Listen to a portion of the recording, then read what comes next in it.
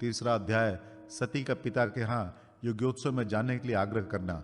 श्री मैत्रेय जी कहते हैं, विदुर जी, इस प्रकार उन ससुर और दामाद को आपस में वैर विरोध रखते हुए बहुत अधिक समय निकल गया।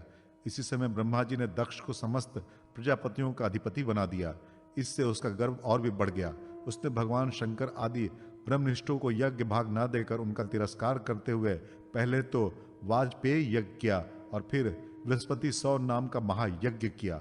उस योगोत्सव में सभी ब्रह्मर्षि, देवर्षि, पितर, देवता आदि अपनी अपनी पत्नियों के साथ पधारे।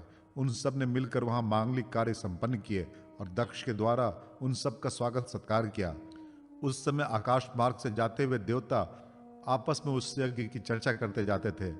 उनके मुख से दक्ष कुमारी सती ने अपने पिता के घर होने वाले यज्ञ की बात सुन ली।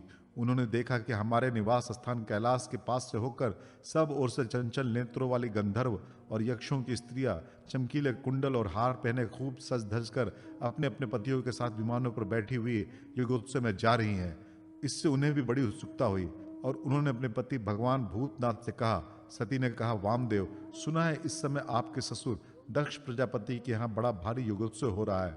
देखिए, ये सब देवता वहीं जा रहे हैं। यदि आपकी इच्छा हो तो हम भी चले। इस समय अपने आत्मियों से मिलने के लिए मेरी बहनें भी अपने अपने पतियों के साथ वहां अवश्य आएंगी। मैं भी चाहती हूँ कि आपके साथ वहां जाकर माता पिता को दिए हुए गहने, कपड़े आदि उपहार स्वीकार करूं। वहां अपने पतियों से सम्मानित बहनों, मौसियों और स्नेहार्द हृदय जननी को देखने के लिए मेरा मन बहुत दिनों से उत्सुक है। कल्याण में इसके सिवा वहां महर्षियों का रचा हुआ श्रेष्ठ यज्ञ भी देखने को मिलेगा। अजन्मा प्रभो, आप जगत की उत्पत्ति के हेतु हैं।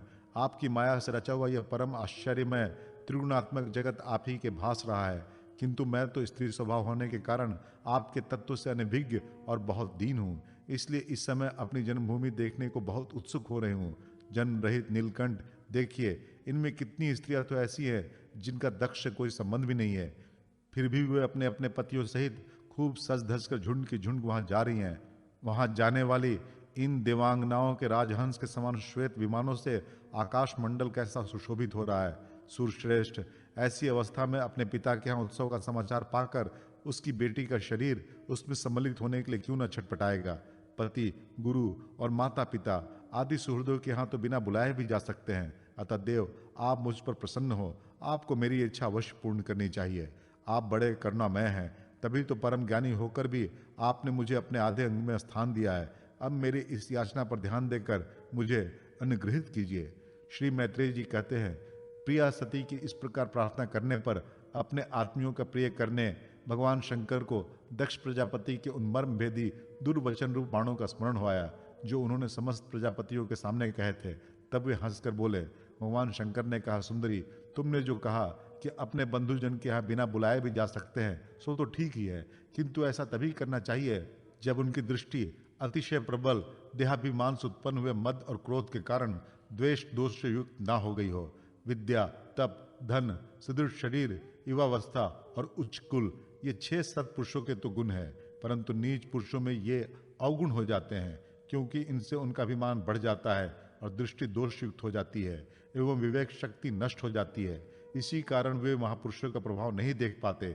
इसी से जो अपने यहाँ आए हुए पुरुषों को कुटिल बुद्धि से भौं चढ़ाकर रोष भरी दृष्टि से देखते हैं, उन अव्यवस्थित चित्त लोगों के यहाँ ये हमारे बांधव है ऐसा समझकर कभी नहीं जाना चाहिए। देवी, शत्रुओं के बाणों से बिन जाने पर भी ऐसी व्यथा नहीं होती जैसे अपने कुटिल बुद्धि स्वजनों के कुटिल वचनों से होती है, क्योंकि बाणों से शरीर छिन्न भिन्न हो जाने पर तो जैसे तैसे निद्रा आ जाती है, किंतु कुवाक्यों से मर्म स्थान विद्ध हो जाने पर तो मनुष्य हृदय की पीड़ा से दिन रात बेचैन रहता है। सुंदरी, अवश्य ही मैं यह जानता हूं कि तुम परमोन्नति को प्राप्त हुए दक्ष प्रजापति को अपनी कन्याओं में सबसे अधिक प्रिय हो, तथापि मेरी आश्रिता होने के कारण तुम्हें अपने पिता से मान नहीं मिलेगा, क्योंकि वे मुझसे बहुत जलते हैं। जीव की चित्तवृत्ति के साक्षी अहंकार शून्य महापुरुषों की स्मृति को देखकर जिसके हृदय में संताप और इंद्रियों में व्यथा होती है, वो पुरुष उनके पद का तो सुगमता से प्राप्त कर ही नहीं सकता।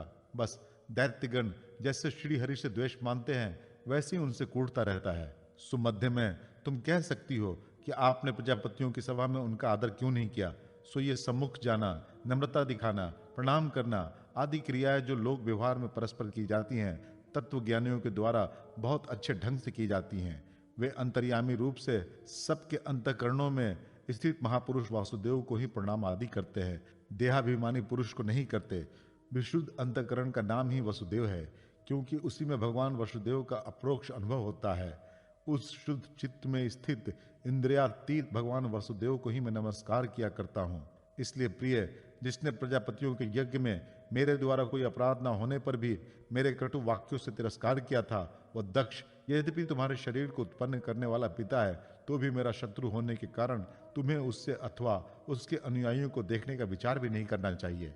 यदि तुम मेरी बात न मानकर वहां जाओगी तो तुम्हारे लिए अच्छा न होगा, क्योंकि जब किसी प्रतिष्ठित व्यक्ति को अपने आत्मीय जनों के द्वारा अपमान होता है, तब वो तत्काल उनकी मृत्यु का कारण हो जाता है।